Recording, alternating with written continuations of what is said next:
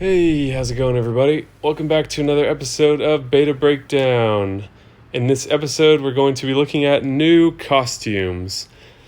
This has been, since the very inception, a polarizing issue. On one hand, it being a good thing that they're revising some of these older heroes, with some of these costumes being very strong. On the other hand, people being extremely frustrated that to get a buff to these older heroes, you have to pull them again. So, in a sense, it's kind of just lazy because you're pulling a new hero. You can level it up a little cheaper, so it's been this weird thing. And then they've released some of these costumes, projected costumes for new heroes that were for heroes that really did not need a buff, like Finley, Killhair, Gravemaker, very competitive heroes, in other words, that a lot of people would like to have. So that got shut down. Then we have seen costumes for I think it's called Summer Sands. I forget what that summer event is called. I know I've said it wrong once, and I can't remember if I'm remembering the wrong way of saying it or the right way of saying it. But we saw costumes for Rana, and his name is Yunin. Horrifically ugly costumes, like Jersey Shore style costumes, if you've seen that show. Terrible show. And then we saw projected costumes for the Halloween event. So we're moving through the seasonal calendar. I'm projecting we're going to see costumes for the Christmas event as well, coming into beta in the next month probably. But before that, we have costumes for some of the older heroes of the month. While these heroes are still relevant, I do agree, while some of them are still relevant, I do agree that their stats are very dated. And so on one hand, I'm happy to see boosts to those because it allows you to be more competitive with heroes that are older.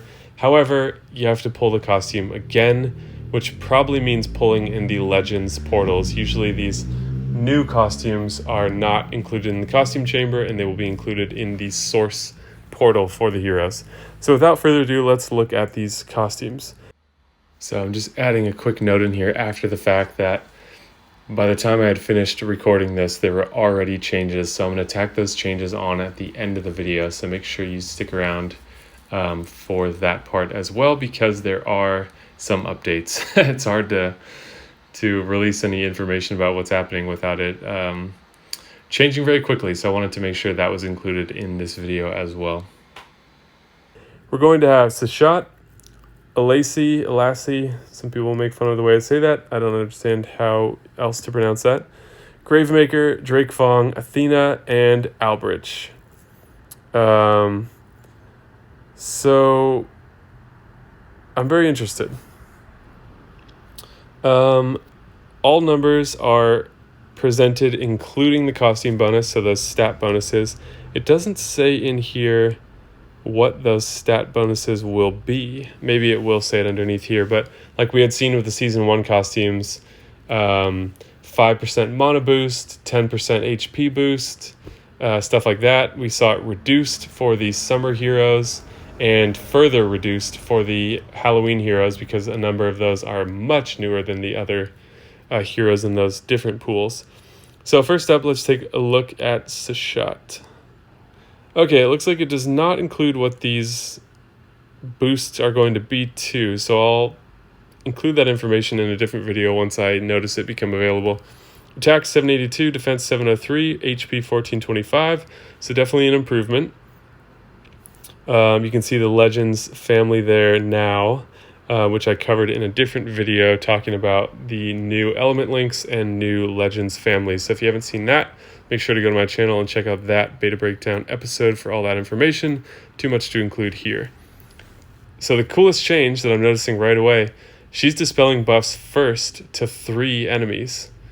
Dispels buffs from the target and nearby enemies.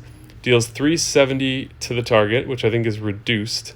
Summons a replicator minion with 18% HP. I think that HP number is increased. And 15% attack inherited from the caster. It clones itself every 3 turns. And the same element link. So now she dispels first, which is a big improvement. Not enough to make you chase this hero because 370 is still pretty weak. But yeah, there's that change. Let me know what you think in the comments below, and please hit that like button as well. Next up, Lacey. Attack 752, defense 733, HP 1427. So still much less than we would see for a modern hero in Season 4 or a new event.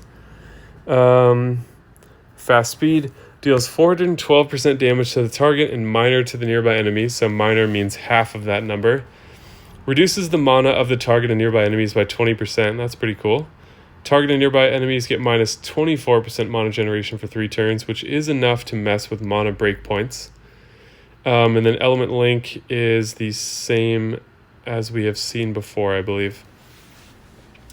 So that's pretty cool. She reduces mana to 3, affects the mana of those 3. I could see her being a decent hero in defense. Again, still nothing too compelling to chase after these heroes. I don't think they've quite dressed them up enough if they want to boost summons in this portal, unless one of these is really good and they just expect people to chase that one. Gravemaker, very popular hero. Attack 742, defense 721, HP 1477. Still very fast, deals 115% damage to all enemies. All enemies receive 274 burn over 2 turns. That can probably go up as high as low 400s, so that's pretty good. No boosted damage to green, but he is hitting everyone with less upfront damage than before. So, again, not an amazing change. Maybe the argument is he doesn't need an amazing change because he's already a competitive hero for a lot of people. But, yeah, okay. If I got it, I might level it, but I'm not going to go after it. Drake Fong, attack 759, defense 727, HP 1416. Those are looking on the low side to me. Deals 240% damage to the target and nearby enemies. Target and nearby enemies get minus 45% accuracy for 3 turns.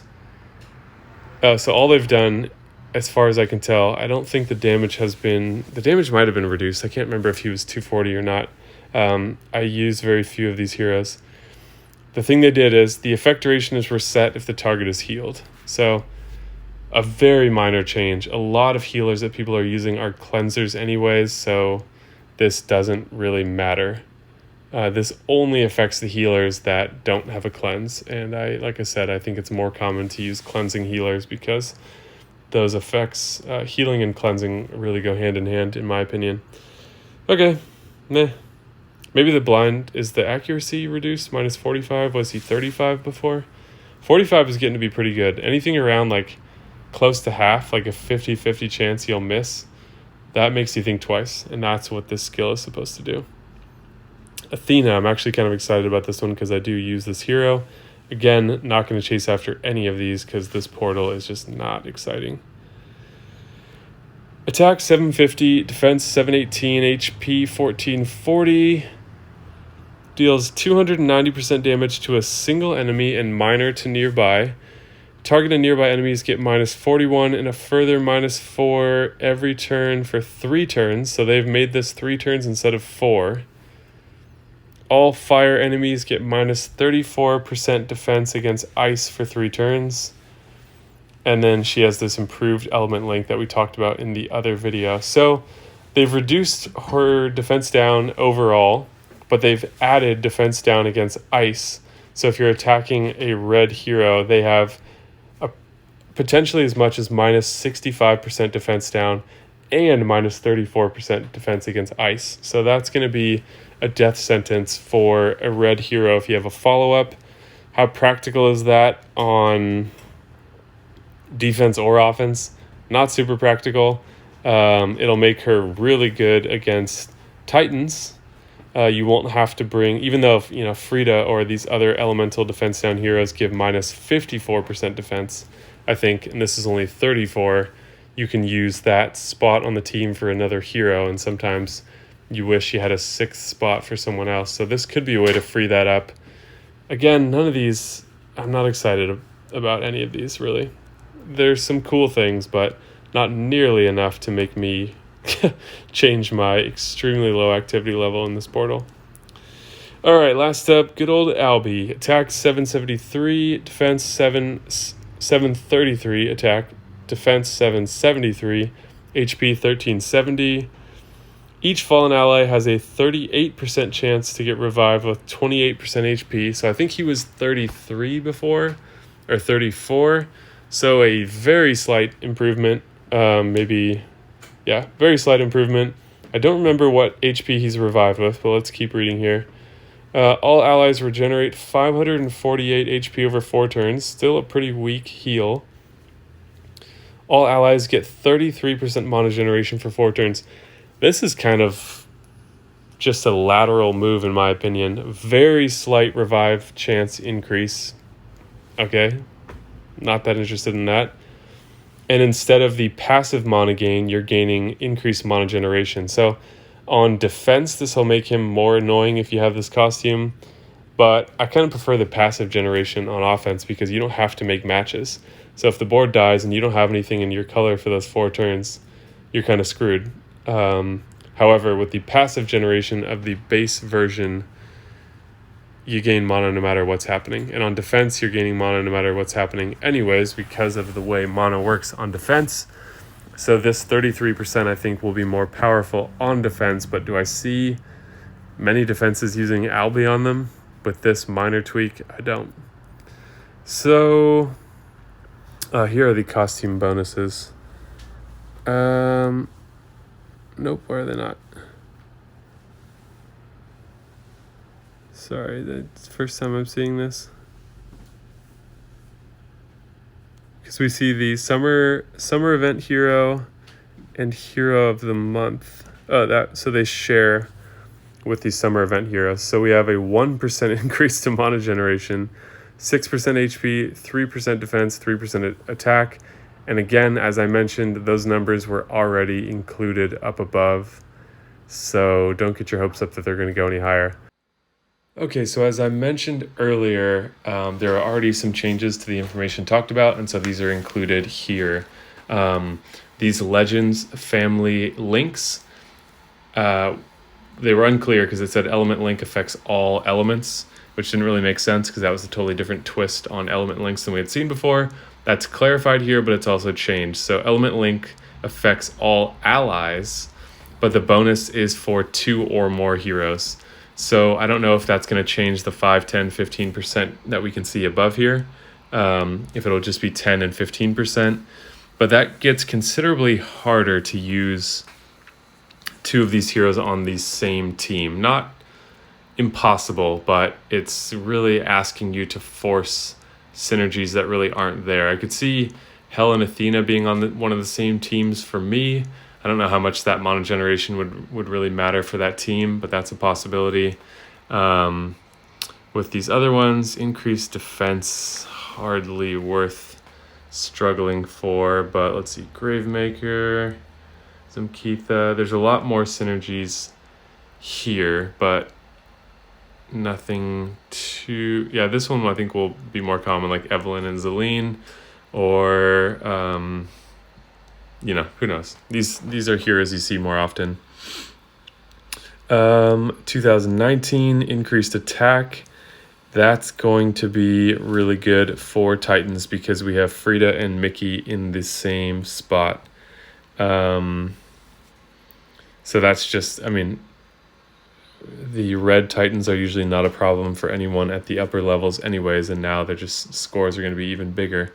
So that's a little strange. But yeah, I wanted to make sure we covered that change. Increased healing for these heroes. Okay. And then there's 2 changes to the costumes, so let's look at those real quick as well. Okay, so we saw one small change with Drake Fong, and that is to increase the blind from minus 45% to minus 50%. So I think for his speed, he's now the best blind hero in the game.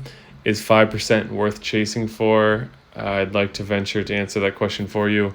No. It's better, but you can't... you can keep chasing these incremental gains, but I don't think it's worth it. So, small change there. Much bigger change to Albi, and that is I was finding this 33% mana generation to be a little lackluster and not that interesting. They've now changed it to increase the mana of all allies by 20%. So we've got Znolfod, technology in here now, but they reduced the heal. So Albie's got 38% chance to heal, revive with 28% HP, then increases the mana of all allies by 20%. So it's kind of like taking what he used to do and putting it all into one turn, the amount of mana that you're gaining. It might even be more than that too. But the heal is pretty weak. So he's better than he was. If you have him leveled and you get the costume, awesome. You have a better hero now.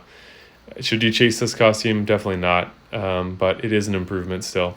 So what do I think of this? Not that interested.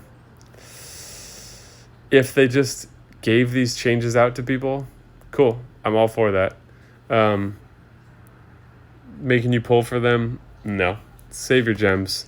Way better to get heroes from Season 4 or these newer crazy events that are coming out. I would not. This is going to change nothing about the way I interact with the Legends portal. And I would advise the same for you, because these are so minor that it's not worth chasing after and getting the wrong one or something. So, as always, share your thoughts in the comments down below. Please hit the like button so other people can find this video. I appreciate that support. Consider subscribing as well. If you've watched this far, you're clearly interested in the channel, and I appreciate that support as well. So, thank you guys so much for watching, and I will see you in the next video.